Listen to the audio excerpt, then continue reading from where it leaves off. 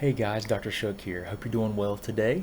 So, what I want to talk about with you guys today is this connection between Hashimoto's and brain fog or memory issues. Okay, so one of the things that can contribute to and cause brain fog is hypothyroidism, which is low thyroid hormone levels, or a decreased ability of your body to utilize your thyroid hormones. So, it can be a lot more than just the amount of thyroid hormone. It can be that your body cannot utilize the hormone that is in circulation. Okay, so those are two different things. I always like to kind of qualify the fact that we want to look at more than just thyroid hormone quantities. Okay, but with brain fog, here's an interesting thing. If so, I teach this a lot, and it's a really important concept. What every cell in your body requires three different things. Do you know what they are? Every cell in your body requires three different things. Okay? It requires oxygen. Okay? Every cell in your body requires blood sugar, which is glucose, and every cell in your body requires thyroid hormone. Okay? Including the nerve cells or neurons of your brain. Okay? So if you have a decreased thyroid hormone activity, or if you have low thyroid function, then what can happen is that the neurons or the nerve cells of your brain do not get thyroid stimulation, do not get proper stimulation by the thyroid hormone, resulting in decreased metabolism or rate of energy production. Okay, so everything slows down, right? So that's one reason that you can develop brain fog. You can become mentally sluggish. Those are very common symptoms of decreased thyroid hormone activity or hypothyroidism. Now, brain fog can be caused by a lot of other things. I mean, we can see very commonly whenever I look at someone that has hypothyroidism, or they come in and they're like, I have a thyroid problem, or I have all these symptoms, but my doctors have looked at it, I've been taking these medications, and no one's really running many tests, or if they do run the tests, they come up and the doctors say that they're normal. And so the problem is that a lot of times most cases that I see, the thyroid is not, the hormones of the thyroid aren't looked at thoroughly enough. So they're not looking at enough markers to look at the overall thyroid physiology. Okay, that's number one. The second thing is that the doctors are not considering the other things that contribute to brain fog and memory issues. I mean, so one of the most common things that I'll see is that they're anemic, or their blood chemistry is shifted towards an anemic state. So they may not be diagnosable as anemic, but what anemia is, first of all. Anemia is a change.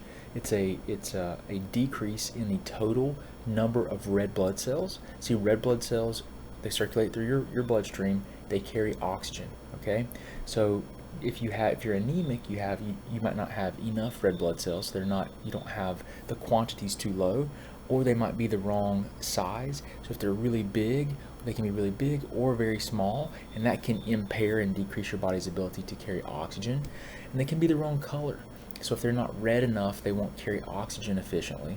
So here's the thing. If you're anemic, or if you have a shift in your chemistry towards an anemic state, you may not be able to diagnose anemia based off of the labs, but you can see there's a shift in the chemistry, then that can also cause major problems that mimic hypothyroidism.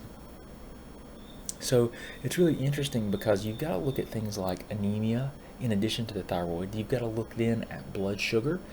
People, listen, if you have dysglycemia, high or low blood sugar, it can create major problems with your energy production.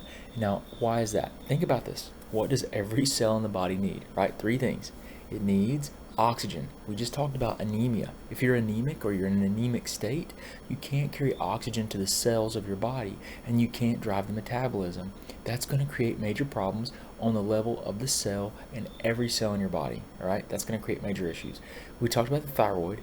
Every cell has to have thyroid hormone, so that's one thing we know. But then blood sugar is the other thing that every single cell has to have, and that's glucose. That's your blood sugar. So if your blood sugar is too low, it will create problems. If it's too high, it will create problems and drive major issues. So whenever I look at a case and I look at what's happening with someone, I'm not just thinking about your thyroid. I definitely know that can play a major role, but there's so many other things that we have to look at and consider. So you want to look at the thyroid hormone physiology. How's it working? You want to see if there's a cricket in my house. There is literally, can you guys hear it? There's a cricket in my house. It's so loud. It's gonna wake up my whole family. Oh, I'm like a squirrel. Oh, let me have some more coffee. What was I talking about again? Let's see. Where was I? I was, t- I was talking about the three things in the body, right? So you've got thyroid hormone. You have to have oxygen. You have to have blood sugar that gets to the cell to drive the metabolism.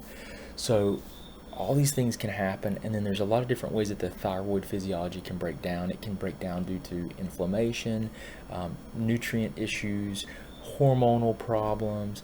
All these things contribute.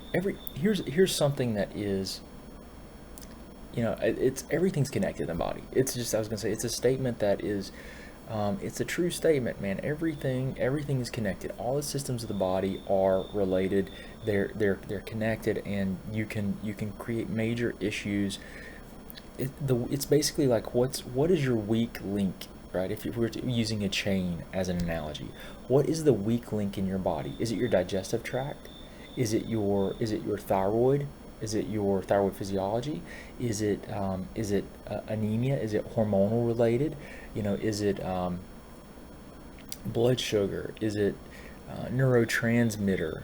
Is it related to poor brain activation of your digestive tract? I mean, um, is it related to like stomach acidity? Do you have problems with stomach acidity? And is that throwing off a lot of your entire digestive tract and creating inflammation and setting up an environment where you can have yeast infections and bacterial overgrowth that then perpetuates inflammation of your small intestine, causing leaky gut?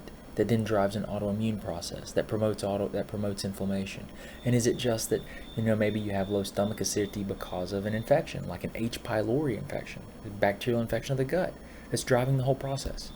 So everything's connected. I mean, you've got to look at the whole person. You've got to look at their case and say, what in the world is happening with this person? And you've got to really try to put the pieces together. And I don't always do that. I'm not always successful at that. I try, but I don't know everything. But I know enough to know that you've got to look at people from a whole person perspective. You've got to consider other systems of the body and how they impact each other, how the systems of the body impact one another, and how if one is breaking down or not functioning optimally, that you can have major problems. So anyway, I have gone on for a little while this morning, but I hope you guys are doing great. I hope you're doing well. I appreciate you coming here. I appreciate you visiting our website and looking at all these videos and posting all these great comments. I'm just trying to teach. I mean, what it comes down to is you guys need to be your own advocates. You got to take your health into your own hands and be an active participant, and demand that your doctors work with you as an active participant and not as someone that just gets told what to do. I mean, doctors are under a lot of stress. They're not bad people. Nurse practitioners, PAs, everyone in healthcare is trying to help you. They are trying to help you. So go easy on them. It's very easy to become super frustrated with your doctors because they just you feel like they don't listen and they don't care and they just want to do things their way and they just want to give you medications. And these are things I hear all the time. And I'm here to tell you that if they had other tools, and the system that they worked in, the healthcare system that's driven by insurance, right, and what they'll do, your doctors do what the insurance companies cover, if that was a system that literally supported them in doing more work like I'm doing, then they would go and get training to better understand what I'm teaching you guys, and they would work with you to help you. Because believe me, they didn't get into healthcare because you know to make a lot of money or get rich. Because let me tell you, you may see that there are doctors and people that do pretty well, but let me tell you something. There's a lot of other ways that you can make money in this world, and it is not all. And healthcare is more of a calling. It's because you are, you're inspired by something that happened in your life, or you want to help people. People that are in healthcare, it's not. I mean, there's some people, I'm sure, but it's not about money. It's really more about a calling to try and help people and give back and do something to make a difference in someone's life. I mean, there's so many people that have those stories. So people in healthcare, man, I truly believe that they want to help you as much as they can. So be easy on them if they don't understand some of the things that we talk about. You gotta understand too that their hands are tied. They're following what they can do based on insurance-based guidelines. And you know what? They don't know what they don't know sometimes about, the things that we discuss and talk about. But at the same time, even if they knew, even if they knew some of the things that we're talking about, they cannot order a lot of the testing and things that you might need done under your insurance, because it will not pay for it, because it's not necessary. It's considered not medically necessary. And that just means that they don't want to pay for it based on what they think the doctors should be doing based on your symptoms and your presentation, and that's it. So you got to understand, it is a complicated, convoluted mess that needs to be reformed and changed, and we need to be there needs to be coverage and stuff for what we're talking about here, like this, because it's comprehensive, right? It looks at, we could do so much more. We could cut down hospital admissions, decrease imaging, decrease the need for medications, but there's no money in that. We're talking about cutting down healthcare expenses here. Now I'm kind of digressing completely. It's like I'm way over what I planned on going this morning. But I hope you guys are learning a lot here. I will tell you that I want to just mention to you guys something. In the month of September, one of the things that I'm doing, because I'm appreciative that we have such a great community that's formed. One of the things I'm doing is we are anyone that becomes a distance consulting client or in-office patient. It's basically, it entails a lot of the same things. It's just distance consulting clients. I can't do an exam with you, so we're distance consulting versus in-office. You can come in, if you come into the office, if you're local or close enough that you can drive, then you come in and we can talk, and we can do a few other things that we can differentiate it as in-office or distance consulting. The price for doing that's the same in my office. But here's the thing. I want to share with you guys what I'm doing for the month of September is I have this program called the 6-Week Hashimoto's Transformation Program. And we have gotten fantastic feedback from it. People have posted their testimonials.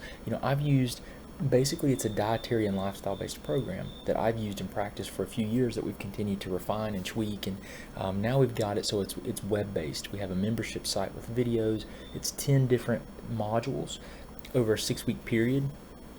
And these modules are released to you. They're video and workbook based. It's not complicated. There's a Facebook support group that's private that's called the 6-Week Hashimoto's Transformation Support Group, and there are people in there that are going through the program, and they're sharing stories, and they share recipes and all kinds of stuff. And my office, we support it. But the thing is anyone that becomes a patient, that has their first appointment, their new patient appointment in the month of September. It's not scheduling the appointment. You got to have the appointment in September. We're giving that program, which we sold for $495. There's thousands of dollars worth of stuff in there, and I mean that with all sincerity.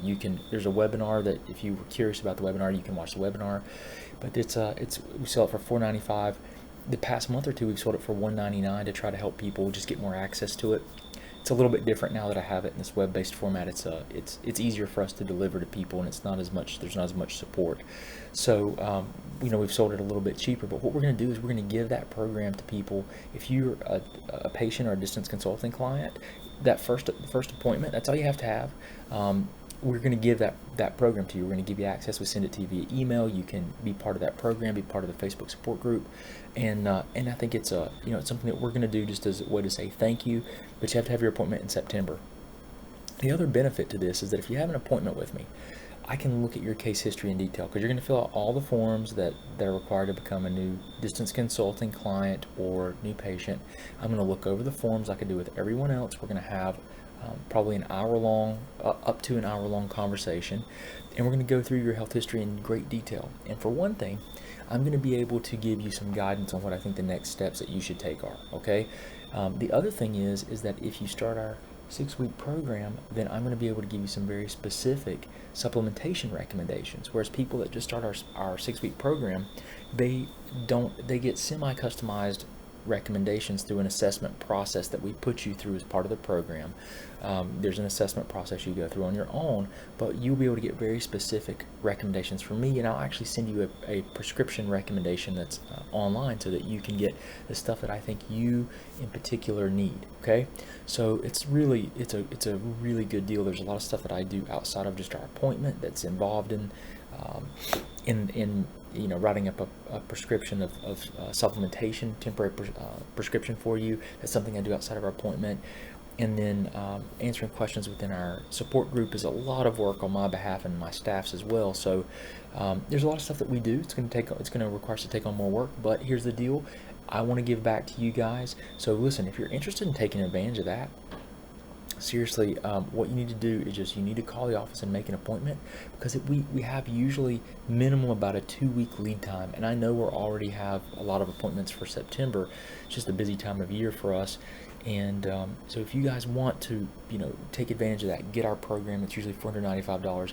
You pay $250 for the appointment to see me, and that's all that you're obligated to. And then we're going to give you that program, plus you're going to get a consultation with me, and plus I'll give you customized nutraceutical recommendations. So it's a great deal.